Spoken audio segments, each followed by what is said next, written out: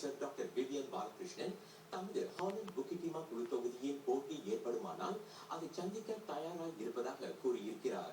வாக்காளர்கள் சிந்தித்து வாக்களிக்க அடுத்த சில வாரங்கள் நல்ல காலமாக இருக்கும் என்று அவர் குறிப்பிட்டார்.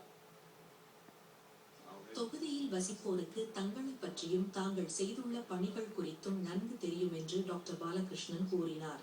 தாங்கள் வெற்று வாக்குறுதிகளையோ பெரிய பெரிய வாக்குறுதிகளையோ அளிப்பதில்லை என்றார் அவர். தங்களுடைய சாதனைகளை முன்வைத்து போட்டியிட தாங்கள் தயாராயிருப்பதாக அவர் குறிப்பிட்டார். யாரை நம்பலாம், யார் சொன்னதை செய்வார்கள் என்று மக்களுக்கு நன்கு தெரியும் என்று டாக்டர் பாலகிருஷ்ணன் தெரிவித்தார். வடமேற்கு வசிப்போர் குழு ஏற்பாடு செய்த துரித நடை பயிற்சியை இன்று காலை தொடங்கி வைத்த பிறகு அவர் செய்தியாளர்களிடம் பேசினார். சுமார் 2 கிலோமீட்டர் தொலைவு வரை நடைபெற்ற அந்த துரித நடையில் சுமார் 600 பேருடன் அவரும் பங்கேற்றார்.